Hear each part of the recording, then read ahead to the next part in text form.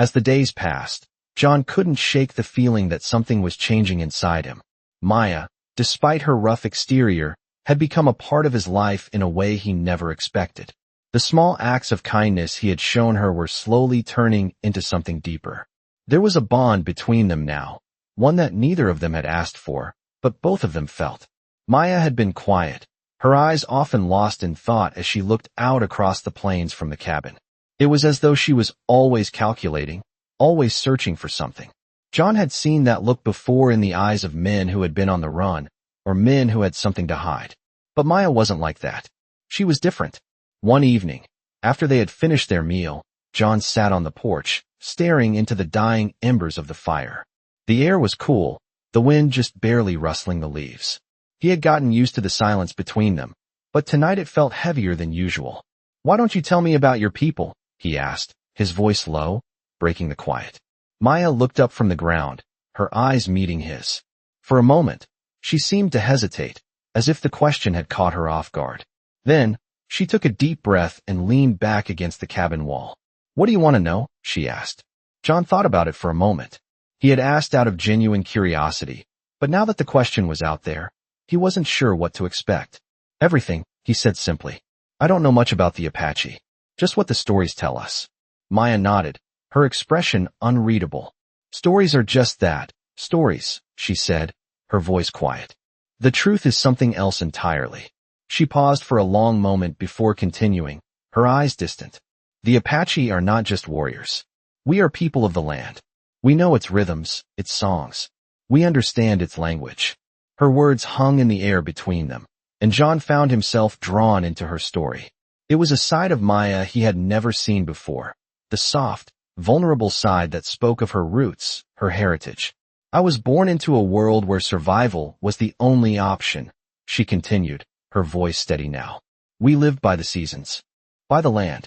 Every decision we made was for the tribe, for the future."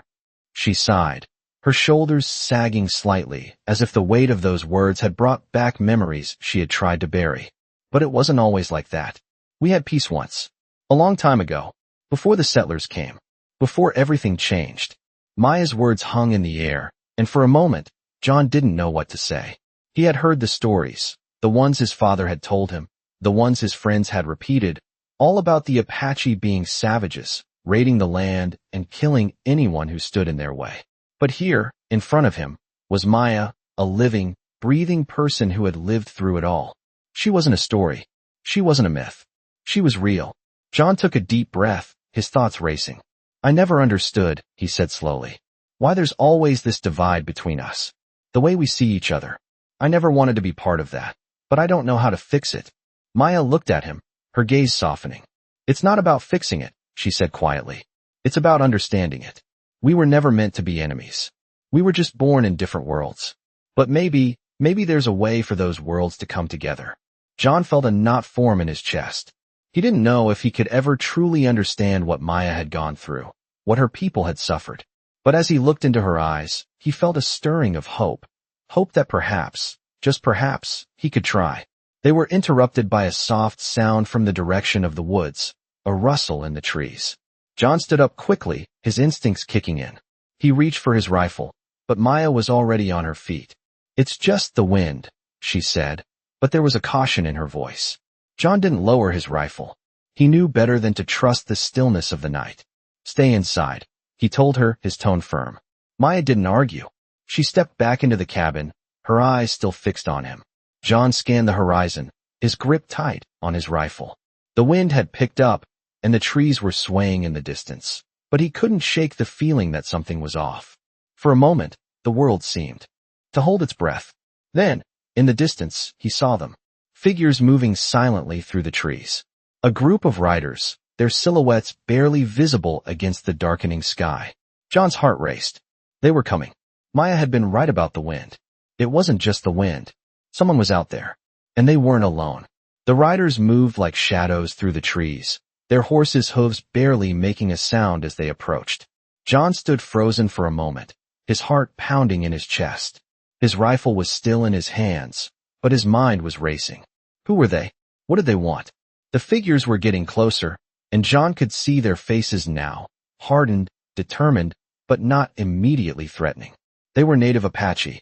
He recognized the war paint, the traditional dress, the unmistakable stance of warriors. But something was different about this group. They weren't charging. They weren't shouting war cries. They were moving with purpose, and it unnerved him more than any battle charge ever had. Maya stepped out of the cabin, her presence almost a quiet challenge to the riders. John glanced at her. She was calm, her face unreadable, her body poised as though she had seen this kind of thing 100 times before. "Stay inside," he said to her, his voice low but firm. She gave him a small nod, but didn't move. She wasn't afraid. She didn't need protection. John turned his attention back to the riders. There were 6 of them, their horses lined up in perfect formation. They didn't look like a band of raiders. They didn't look like they had come to kill. There was something about their posture, too disciplined, too precise. These were not the desperate men he had expected to see. They had come for something, but John couldn't quite figure out what. The leader of the group was a tall man, his face partially covered by a bandana, but his eyes were sharp, calculating. As he drew closer, John could feel his gaze on him, sizing him up. The leader stopped just a few feet away, dismounting smoothly from his horse. The others followed, their movements synchronized, respectful. The leader looked at John first, then his gaze shifted to Maya. "You've helped her," he said, his voice calm and measured, though there was an edge to it. "You've taken her in. You've given her shelter." John didn't respond immediately. His mind was spinning. Why were they here? What did they want? He had no idea who this man was, but the way he spoke made it clear that he wasn't here to negotiate or make threats. Maya stepped forward then, standing beside John, her eyes never leaving the leader's face. She spoke in a low, steady voice that carried an air of authority. "They've come to pay their respects," she said, her words slow but firm. The leader's eyes flickered to her, and for a moment, there was something almost like a smile in his gaze. But it was gone before John could fully register it. "We've come to honor you," the leader continued, his tone still calm. "For saving one of our own. For showing mercy." The words hit John like a wave. Honor? Mercy? He had never expected anything like this. In his world, saving someone wasn't a matter of honor. It was just what you did. You helped if you could, and you moved on. But this was something entirely different. John took a step back, his rifle still in his hands, but now lowered, confused. "I don't understand," he said, his voice rough. "I didn't do anything special. I just helped her. She needed it." Maya turned to him then, her gaze soft but steady. "What you don't understand, John, is that mercy is sacred to my people," she said quietly. "It's not just a kindness. It's a bond." She turned back to the leader. "What is it that you offer in return?" The leader nodded, as if acknowledging the weight of her words. He reached into his pouch and pulled out a small, intricately carved object, an amulet, wrapped in leather, with a turquoise stone at its center. He extended it to John. "This," the leader said, "is a gift, a symbol of respect, a token of our gratitude." John stared at the amulet, unsure of what to make of it. It was beautiful, of course, but he couldn't shake the feeling that this was something more than just a trinket. It was a gesture, a sign of something larger, something John wasn't sure he was ready for. He glanced at Maya, then back at the leader. "I don't know what to say," he admitted. "You don't need to say anything," the leader replied, his voice steady. "This is not about words. It is about honor. And in our world, honor is earned." The weight of the words settled heavily on John's shoulders. He had never thought of his actions as honorable. He had helped Maya because it was the right thing to do, because anyone would have done the same. But in their world, that wasn't enough. They saw something more. And now, John found himself at the center of a world he didn't fully understand. The group stood in silence for a moment, the weight of the moment hanging between them. Finally, the leader spoke again, his voice softer now. "We will leave you to your peace," he said. "But remember, John Carter, there are many ways to serve the land and the people. And you have already begun to serve in ways that others cannot." With that, the group mounted their horses in perfect synchrony, turning to leave. John watched them ride away, the sound of hooves slowly fading into the distance. As the last of the riders disappeared beyond the trees, Maya stepped beside him. "You've done something more than you know," she said quietly. John shook his head, still processing what had just happened. "I just helped you," he said, his voice filled with uncertainty. Maya smiled, though it was a smile that held something deeper, something she had yet to share. "You didn't just help me, John," she said softly. "You changed everything." As the days went by, John couldn't shake the feeling that the world around him was changing in ways he didn't fully understand. Maya had become a constant presence in his life, and though he had never intended for this to happen, the connection between them was undeniable. Every time they spoke, every time their eyes met, something shifted within him. It was subtle, almost imperceptible, but it was there. He had never known someone like Maya before. She was strong, unapologetically herself, and fiercely protective of the people she loved. And despite all the differences that separated them, his cowboy upbringing, her Apache heritage, there was a pull between them that neither could ignore. John had always prided himself on being a man of action, a man who didn't need anyone else.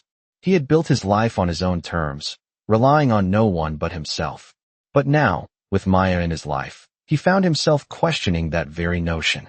He couldn't quite explain it, but he didn't need to. He could feel it, and she could feel it too. There were moments, small moments, when they would just sit together in silence, the weight of the world outside fading away. It was in these moments that John realized something that scared him. He didn't want to be alone anymore. Maya had come into his life, uninvited, but now she was a part of it. And no matter how hard he tried to deny it, she had changed something in him. He found himself thinking about her at the most unexpected times. When he was working on the ranch, when he was fixing his fences, when he was out in the fields. And though he couldn't bring himself to admit it just yet, he knew one thing for sure. He was falling in love with her. Maya, on the other hand, seemed to have come to terms with the complexity of their situation long before John had. She was at ease with herself, with who she was, and with the life she had lived. Her people had survived so much, endured so much, that love, to her, was something she had learned to approach cautiously. But with John, it was different. She had never expected to find someone like him. A cowboy, yes, but one with a heart that seemed to understand her in a way no one ever had. Maya had always been guarded. Her life had taught her to be. But when she looked at John, she saw someone who was willing to see her, not just as a woman, not just as an Apache, but as a person, a human being with a past, with dreams, with fears. It was this understanding, this connection, that slowly but surely began to break down the walls she had built around her heart. But she knew that their love, if it could even be called that yet, was still fragile. The world around them wasn't kind to people like them. There were still those who would never accept them. There were still dangers that loomed on the horizon. And no matter how much she cared for him, she knew that the world would never let them forget who they were. The tension in the valley had been rising steadily for weeks now. News of their growing relationship had spread like wildfire, and whispers had turned into something far more dangerous. There were men who didn't like the idea of a white cowboy and a native Apache woman finding common ground. There were those who would see them torn apart before they had a chance to truly understand one another. Maya could feel it too, the shift in the air, the growing animosity in the town, the way people watched them whenever they walked down the street together. It was as if their very presence was a threat to the way things had always been. One afternoon, as John was repairing the roof of his cabin, he noticed a group of men on horseback riding toward him. They didn't look like they had come for a friendly visit. They were too quiet, too deliberate in their movements. John didn't have to guess. He knew exactly who they were. It was the same group that had been spreading rumors about him and Maya. And they had come to settle things, whether he liked it or not. Maya, who had been inside the cabin, stepped outside at the sound of the horses. Her eyes narrowed as she saw the men approaching. She had known this moment was coming.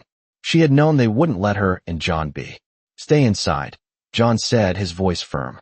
But Maya didn't move. She didn't need to be told what to do. She was ready for this. John's hand instinctively went to his rifle, but Maya put a hand on his arm, stopping him. "It's not about fighting, John," she said quietly. "It's about standing together, no matter what they think." John met her gaze, his chest tightening. He had never been more certain of anything in his life. He had fought countless battles before, on the ranch, in the wilderness, even in his own mind. But this was different. This was the battle for his heart, for her heart, and he wouldn't back down now. The men rode up to the cabin. Their leader, the same one who had visited before, dismounted first. "John Carter," the leader said, his tone cold but not hostile. We've heard the rumors. You've been helping our people. You've been helping her. He gestured toward Maya, his eyes narrowing. What do you think you're doing, cowboy? You think you can just walk into our land and pretend like everything's fine? Maya stepped forward, her posture strong, her eyes unwavering. I'm not your enemy, she said, her voice steady. I never was. And neither is he. The leader's gaze flickered between John and Maya. The silence that followed was heavy, like the calm before a storm. You'll see, he said finally. You'll see that it's not so easy. But don't say we didn't warn you. With that, the men turned and rode off, their horses kicking up dust as they disappeared into the distance. John and Maya stood in silence, the weight of the moment settling over them. John looked at Maya, his heart racing. We'll be ready, he said quietly. Maya nodded, her expression softening. We always are. Days passed, and the unease in the air seemed to grow heavier with each sunrise. John could feel it in his bones. The tension in the valley, the looks people gave him and Maya, the whispering voices when they thought he wasn't listening. Everything had changed since that day the riders had left. Maya and John had tried to continue their lives as they always had, but the unease was undeniable. John could see the weight in Maya's eyes as she watched the horizon, her fingers often brushing the necklace the leader had given him.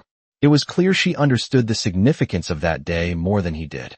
She wasn't just trying to fit into a world that had never accepted her. She was trying to protect what little peace they had. But how could they protect it when the world was pushing back so hard? It was a quiet morning when the storm finally broke. John had been outside, fixing the fence, his hands working mechanically.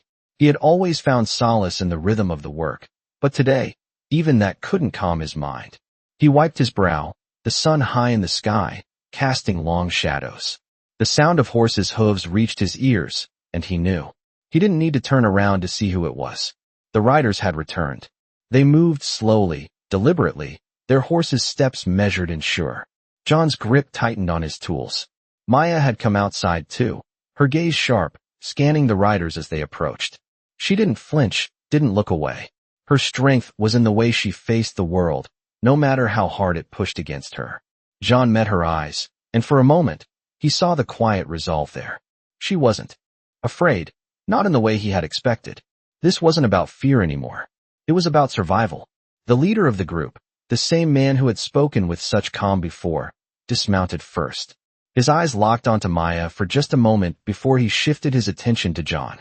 John Carter, he said, his voice steady but still carrying the weight of authority. You've been warned. John didn't reply immediately. He simply watched as the rest of the riders dismounted, moving with the same precision as before. The air was thick with the unspoken, and John could feel the pressure building between them. What do you want now? John asked, his voice low but firm. The leader stepped forward, his hand resting on the hilt of his knife. You've crossed a line, he said. A line that cannot be ignored. Maya stepped forward then, standing beside John, her posture unwavering. I didn't cross it, she said, her voice calm, but there was steel in her words. I was born on this land. I've always been here. This land doesn't belong to anyone but those who have fought for it. The leader paused, his eyes narrowing, studying her. And you think this cowboy will protect you? He asked, his tone mocking. Maya didn't flinch. I think this cowboy is more than you know, she replied, her voice strong, her words cutting through the tension.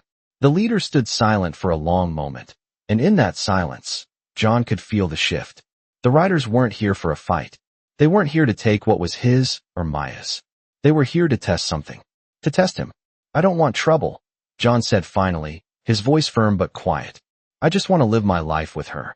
The leader watched him for a long time, his gaze unreadable. Finally, he spoke, his voice softer than it had been. Then prove it, he said. Prove you're ready to stand with her, to stand with your own heart. Because when this valley looks at you, they'll see what you choose. They'll see what kind of man you are. The words hung in the air like a challenge, heavy with implications. John felt a knot form in his stomach. He knew what the leader was saying. He was being asked to choose. To choose Maya. To choose a life he had never imagined. And as he looked at her, standing tall beside him, her gaze steady, he realized something. This wasn't just about him anymore. It was about them. Together. I'll stand with her, John said quietly. And I'll stand with you all if it means peace. The leader nodded once, Sharply, and without another word, he signaled to the riders. They mounted their horses in perfect synchronization and turned away, disappearing into the trees just as silently as they had arrived. John watched them go, his heart still racing, the weight of their words heavy on his shoulders.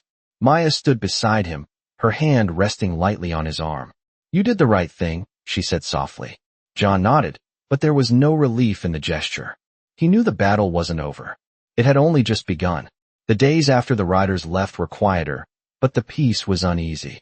John and Maya went about their lives as best they could, but there was always that lingering sense of tension, like a storm on the horizon. John found himself looking over his shoulder more often, his instincts telling him that something was coming, something that would test everything they had worked so hard to build.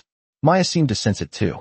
She was still the calm, steady presence that she always had been, but there was something different in her eyes. A quiet worry, as though she knew the winds of change were blowing, and they couldn't avoid what was coming. One evening, as the sun dipped below the horizon, casting a warm orange glow across the land, Maya stood outside, her gaze fixed on the distant hills. John joined her, standing beside her without saying a word. He knew that sometimes, words weren't needed. Maya turned to him, her eyes reflecting the soft glow of the setting sun. "Do you ever think about what's next?" she asked, her voice quiet, but filled with a depth of meaning. John took a deep breath, his gaze shifting to the horizon as well. "Every day," he admitted. "But I never know what's coming. I just try to take it one step at a time." Maya nodded, a small, almost imperceptible smile on her lips. "That's what we all do," she said. "One step at a time."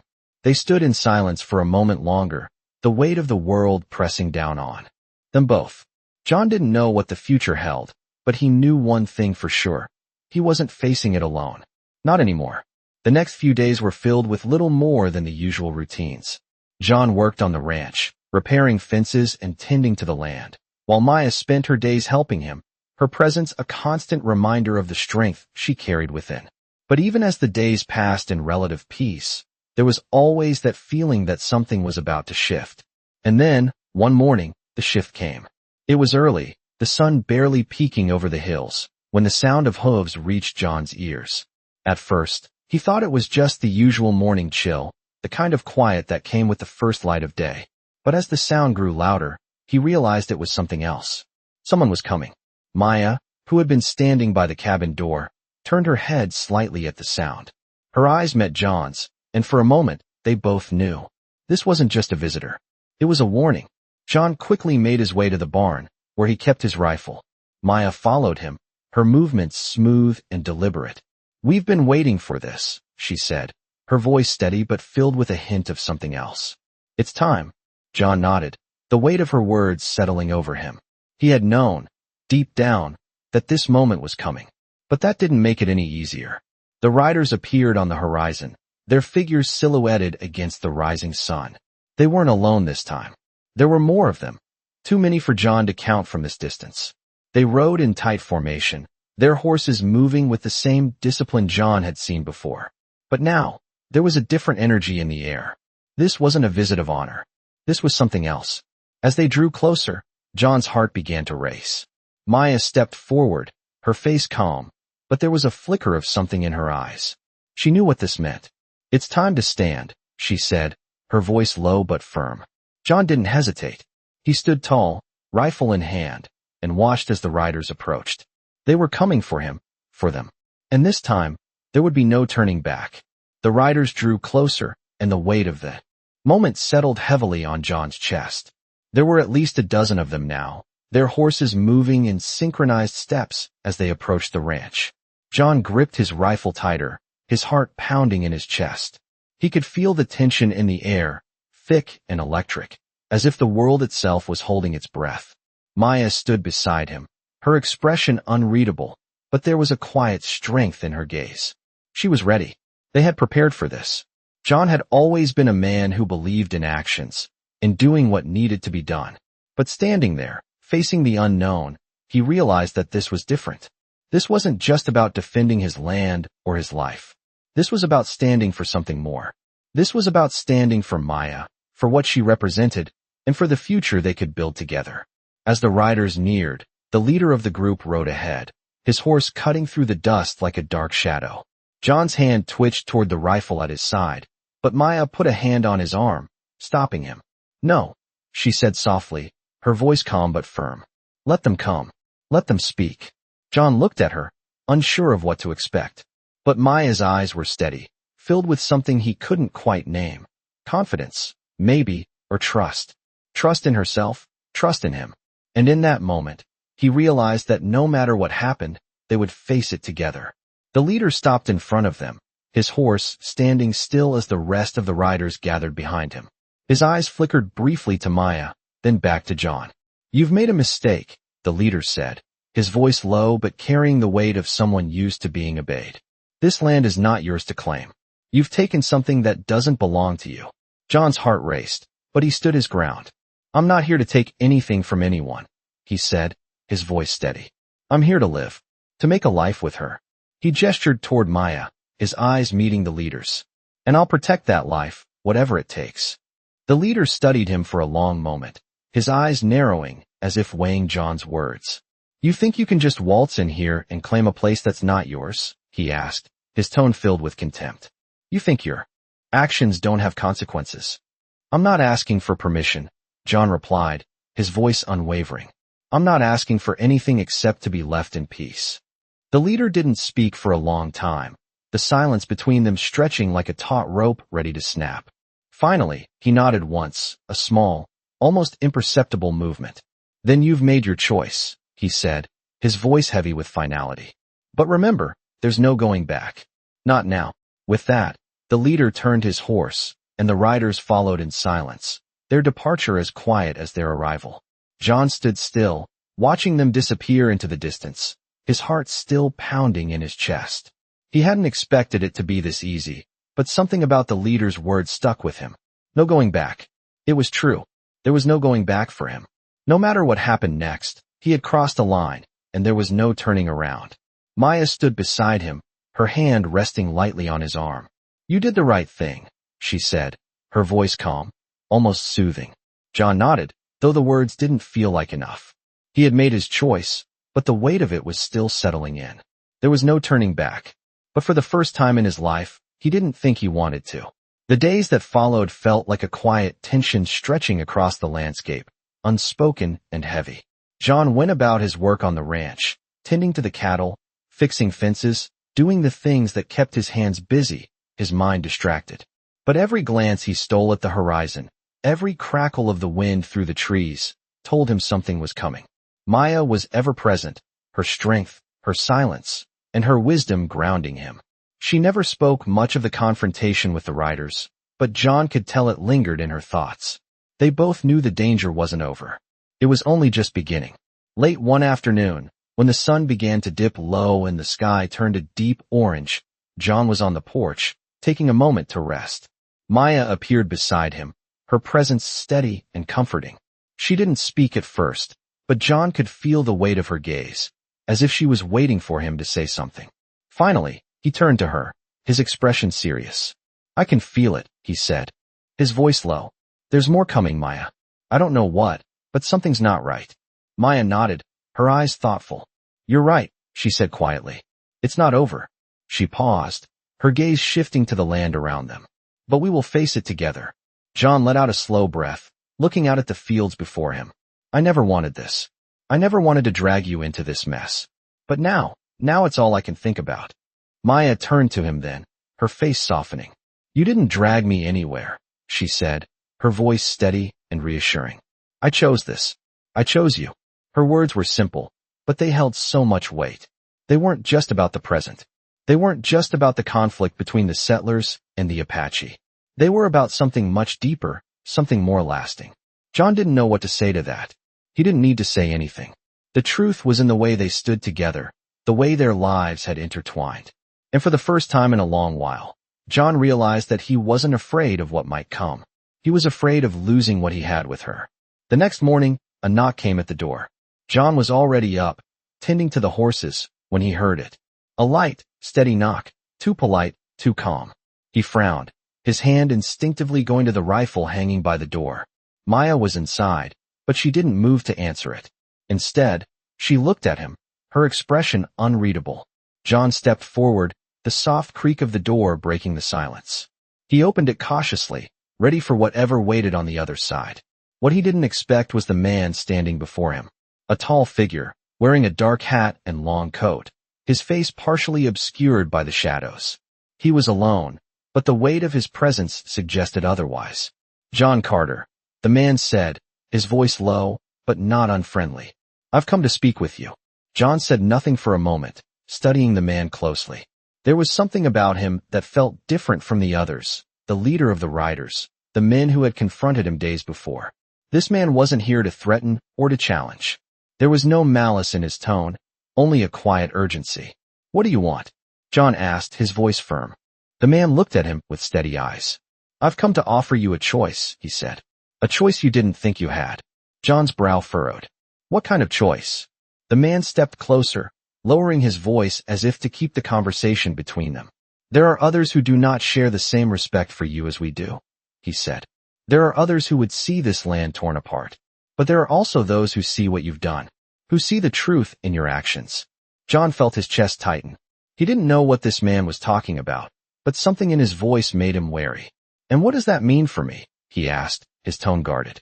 "It means you can either stand with us," the man replied, "or you can stand alone. But make no mistake, if you choose to stand alone, the consequences will be greater than you can imagine." The man turned to leave, his long coat flowing behind him. "Think on it," he said, his voice trailing off. "The choice is yours, but time is running out." As the man disappeared into the distance, John stood there for a long time, his mind racing. He didn't know who this man was, or what he wanted, but one thing was clear. The danger was far from over, and the weight of the decision he now faced felt heavier than ever. John stood there long after the man had disappeared, his mind in turmoil. The words he had heard echoed in his head, each one cutting deeper than the last. Stand with us or stand alone. The choice was stark, simple, and it was a choice he never thought he would have to make. He had lived his life a certain way, shaped by the land, by his choices, by the rules of the world he knew. But now, the world was shifting beneath his feet, and he couldn't stand still any longer. He didn't have all the answers, but one thing was clear. If he stood alone, there would be no peace. Not for him, not for Maya, and not for the land he had come to call home. Maya stood beside him, watching him carefully, her eyes filled with understanding. She had always known that this moment would come. She had seen it in the way the world looked at them, in the way things had changed since they had first met. Her presence was steady, unwavering, as though she had already accepted the weight of this moment long before John had. "What do you think?" he asked, his voice low. Maya met his gaze, her expression soft but resolute. "I think you know what you need to do," she said quietly. "This isn't just about us. It's about everyone." John took a deep breath, the weight of her words settling over him. He had always been a man of action, but this was different. This wasn't just about surviving. It was about choosing a future with Maya, a future that meant something more than just holding on to what he had. "I can't do this alone," he said, his voice steady. "I've never wanted to, but I can't stand by and watch everything fall apart." Maya nodded, her eyes never leaving his. "Then you know what you have to do," she said softly.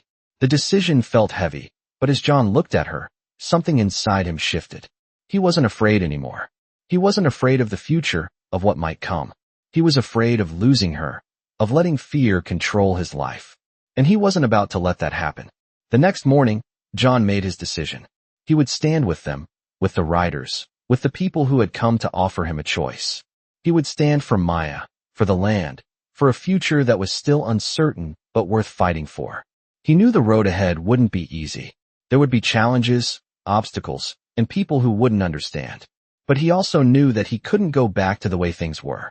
It was time to face what was coming, head on, and make the choices that would shape their future. As he walked out of the cabin, rifle in hand, Maya joined him. She didn't say anything. She didn't need to. Her presence was enough. Together, they walked toward the horizon, toward whatever came next, knowing that no matter what, they would face it together. The morning arrived, crisp and still, the sky a pale canvas stretching endlessly above the land. John stood outside the cabin, his hand resting lightly on the rifle slung over his shoulder, the weight of the decision still heavy in his chest. Maya stood beside him, as always, her eyes scanning the horizon. She had always been the steady force between them, but today, there was something different in her posture, something that said she too was ready for whatever came next. Together, they had made a choice. It was a choice that would lead them down a path neither of them could turn from. John's gaze flickered toward the distant hills, where he knew the riders were waiting. The man who had spoken to him, offering the choice, had not been wrong. Time was running out. The land they lived on, the land they fought for, was at a crossroads.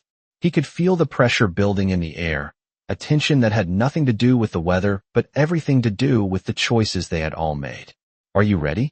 Maya's voice broke the stillness, her words simple but filled with meaning. John turned to her, meeting her gaze.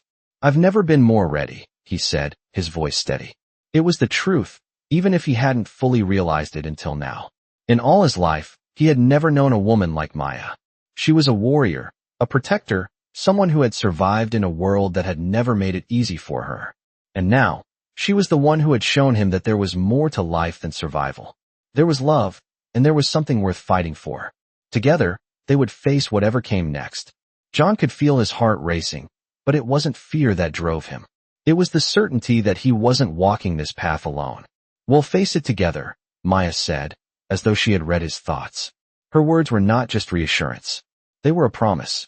And John realized, in that moment, that he was no longer the man who had arrived at this land all those months ago. He had changed. He had found something worth protecting, and he wasn't about to let it slip away. They set off together, their steps measured and purposeful, toward the riders who waited in the distance. As they neared the edge of the land, the figures of the riders grew clearer. John could see the leader among them, his face as unreadable as ever. But there was no fear in John's heart now. There was only resolve. Maya walked beside him, her presence a quiet strength that made him feel invincible. When they reached the riders, the leader looked at them, his eyes flicking briefly from Maya to John, then back again. There was no greeting, no fanfare, just the weight of what they were about to say and do. "You've made your choice," the leader said, his voice as calm as the morning air. "Now, we see if you are ready to stand by it." John didn't hesitate. "I'm ready," he said, his voice unwavering. The leader nodded slowly, a faint hint of approval crossing his features. "Then you've earned your place," he said. The words hung in the air, the gravity of them settling between them all. There would be no turning back now. They had made their choice, and whatever came next, they would face it together. With that, the leader turned, and the riders began to move, their steps and their horses synchronized, as though they were part of the same force. John and Maya followed, side by side, ready to face the future they had chosen. It was uncertain, and it was dangerous, but for the first time, John felt like he was exactly where he was meant to be. The journey was longer than John had anticipated, the land stretching out before them in endless plains and rolling hills. The riders moved in unison, their horses steady and sure beneath them. John and Maya rode side by side, the silence between them comfortable, as though they had already settled into a rhythm, a quiet understanding of what they were facing. The choice had been made. Now it was time to see it through. The leader of the riders rode ahead, his posture commanding and his gaze unwavering. John observed him, noticing the way the man moved, calm, collected, as if he had faced countless challenges without flinching. Maya had told him that this man was someone to trust, someone who had fought for the people of the land. But John was still uncertain. He had always believed in earning trust, not just accepting it. The landscape slowly shifted as they moved deeper into the valley, the terrain growing more rugged, the path narrowing as they descended into a hidden pass between the mountains. The air here was cooler, the scent of pine and earth filling his lungs. It was beautiful, but there was a weight in the air, a sense that they were crossing into a different world, one where the rules were not as simple as the ones he had known. The leader called for a stop as they reached a clearing, the soft rustling of leaves and the chirping of birds filling the air. John dismounted, his boots hitting the ground with a quiet thud. Maya followed, her movements fluid, confident. The leader turned to face them, his expression unreadable but his eyes sharp. "This is where we part ways," he said, his voice calm but firm. John's heart skipped a beat. He hadn't expected this. "Part ways?" he asked, his voice steady but filled with uncertainty. What do you mean? The leader stepped forward, his gaze lingering on John. This is the land of the ones who have stood for us. The ones who have fought to protect this place. But you are not one of us, John Carter. Not yet. Maya's hand brushed lightly against his arm, and he turned to her, finding reassurance in her steady gaze. We're here to learn, John, she said softly. This is where you begin to understand. John nodded, though a part of him still hesitated. He had made his choice, but now he was standing at the edge of a world he had never imagined. A world that was both beautiful and dangerous. The leader stepped aside, gesturing toward a group of people gathered in the clearing. They were not riders like the ones who had accompanied them. These were older faces, weathered by time and the harsh realities of the land. They stood in silence, watching John closely. Maya moved forward, her presence commanding respect. John followed, his steps slow but deliberate. These are the ones who will guide you, the leader said, his tone unwavering. They will teach you what it means to truly stand with this land. To stand with us. John felt the weight of his decision settle over him once more. This was the beginning of something much bigger than he had anticipated. But as he stood there, surrounded by those who had lived through so much, he knew that this was where he needed to be. He had made the choice, and now it was time to see it through. Maya glanced at him, her eyes filled with quiet understanding. She had chosen this path long ago, and now, she was helping him find his place in it.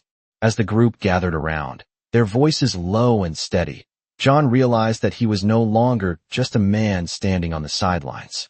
He was part of something bigger, a part of something that had the power to change the course of everything. He wasn't sure what the future held, but in that moment, he felt ready to face whatever came next, knowing that he wasn't doing it alone. The days that followed were filled with a quiet intensity, the kind that hangs in the air when change is imminent, but not yet fully realized. John found himself adjusting to the rhythm of the land, the pace slower than he was used to, but grounding in a way he had never expected. Maya had shown him how to listen to the wind, how to read the sky and the way the earth moved beneath their feet. She was a part of this land, a part of something that ran deeper than just survival. And now, John was starting to understand what it meant to be a part of it too. They spent their mornings working together, learning from the elders who had gathered in the clearing. These were people who had lived through things John couldn't even begin to imagine. Years of hardship, of loss, and of a struggle to protect a way of life that many had tried to erase. Maya stood by his side, her presence steady and reassuring as they moved through the days together. She was teaching him, yes, but she was also showing him what it meant to stand for something. Every word, every lesson from the elders, felt like a step forward in a journey he hadn't expected to take. At night, when the stars filled the sky, they would sit together by the fire, the crackle of the flames the only sound between them. Maya would tell stories of her people, of their history, of the battles they had fought to protect their land and their way of life. John listened closely, the weight of the stories settling over him. He had always thought of the Apache as enemies, as the ones who fought against the settlers, but now he was starting to see them differently. They weren't the enemy. They were people, just like him, trying to live, trying to survive in a world that had always been against them. Do you understand now? Maya asked one evening as they sat by the fire, the warmth of the flames casting shadows on their faces. John looked at her, his gaze steady. I do, he said simply. I didn't before, but I do now. Maya smiled, the kind of smile that was both soft and knowing. There's more to understand, she said. This isn't the end. It's just the beginning. John nodded, feeling the weight of her words. It was true. There was so much more to learn, so much more to experience. The journey he had started wasn't one that could be completed in a few days or even a few months. It was a journey that would last a lifetime. And as they sat there, together, the fire crackling between them, John realized that he wasn't afraid anymore. He wasn't afraid of the future, of what it might hold. He was ready to face it, ready to stand beside Maya and the people who had shown him what it meant to truly live. The wind stirred around them, carrying with it the scent of pine and earth, and for the first time, John felt like he had found his place in this world. Not as a cowboy, not as an outsider, but as someone who belonged. Maya turned to him, her expression softening. You've come a long way, she said, her voice barely a whisper. But there's more ahead. Are you ready? John didn't hesitate. I'm ready, he said, his voice firm. Together, they stood, the fire casting long shadows behind them, and faced the future, whatever it might bring. The days that followed were filled with a sense of anticipation, but also of quiet resolve. John had made his choice, and now there was no turning back. He and Maya continued to work together, learning, growing, and adjusting to this new way of life that stretched before them. The land, the people, the customs, everything was new to John, and yet, it felt like he had been preparing for this moment all his life. The elders taught him, just as Maya had promised. They taught him the language of the earth, the importance of listening to the wind and the trees, understanding the rhythms of the seasons. And each day, as the sun rose and set, John found himself slipping deeper into this world, into a life he never expected but was beginning to embrace. Maya stood by his side, a constant presence in his life, offering both guidance and strength. She had always known this was the way it was meant to be, but John was only just learning what that truly meant. As the days turned to weeks, their bond grew stronger. There was no more hesitation, no more doubt. John had found his place, not as an outsider, but as part of something far bigger than himself. He was no longer just a man living on the land. He was becoming part of it, and in doing so, he was finding peace. One evening, as they sat by the fire, John looked across at Maya, his gaze softening as he took in the warmth of the firelight dancing on her face. She had come to mean more to him than he had ever thought possible. She wasn't just the woman he had fallen in love with. She was his partner, his equal, the one who had shown him what it meant to live with purpose, with respect for the land and for each other. "I never thought I'd be here," John said, his voice quiet but filled with emotion. "I never thought I'd find a place like this, a place that feels like home." Maya smiled, her eyes soft and knowing. "Home is not just a place," she said softly. "It's where you belong. And you belong here, with me." John felt a lump rise in his throat, the truth of her words settling in his heart. He had never felt more at peace than he did in this moment, sitting by the fire with Maya, their future uncertain but full of possibility.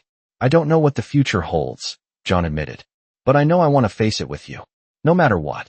Maya reached out, her hand resting gently on his. "We will face it together," she said, her voice steady, unwavering. "No matter what comes, we stand together."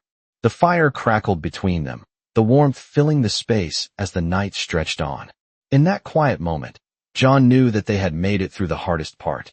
They had chosen each other, and they had chosen the land. And whatever the future held, they would face it side by side, together. It was more than he had ever dreamed of, and in this moment, it felt like everything was finally right.